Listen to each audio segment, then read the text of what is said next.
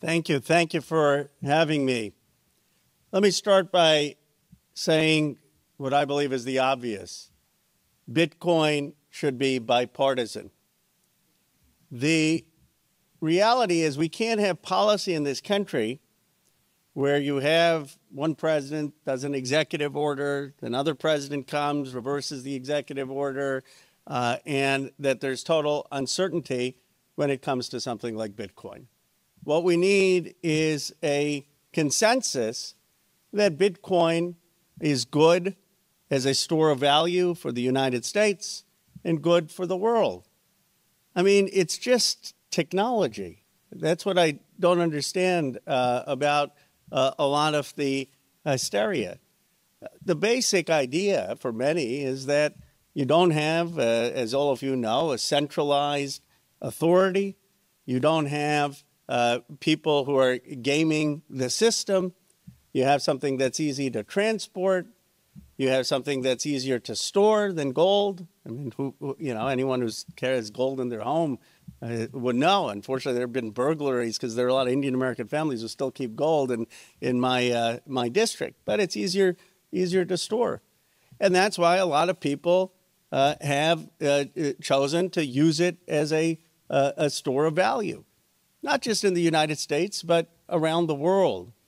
And this is one of the things I tell the Democratic Party. We're the party, in the tradition of Kennedy, who believes that we should reach out to the world, that we should make sure that other people around the world have economic empowerment and freedom. Well, if you're in Nigeria, or if you're in parts of India, or you're in other parts of the world, and you have a government that regulates foreign exchange, I know because I used to visit India as a kid when my grandparents were there. I mean, they had very strict controls at the time on getting a dollar. You couldn't just be on the market and get a dollar. But guess what? Now you're going to be able to get Bitcoin. That is transformational for so many people around the world. And that is why the Democratic Party should be embracing this as something that can create financial empowerment for people not just in the United States, but around the world. I am committed.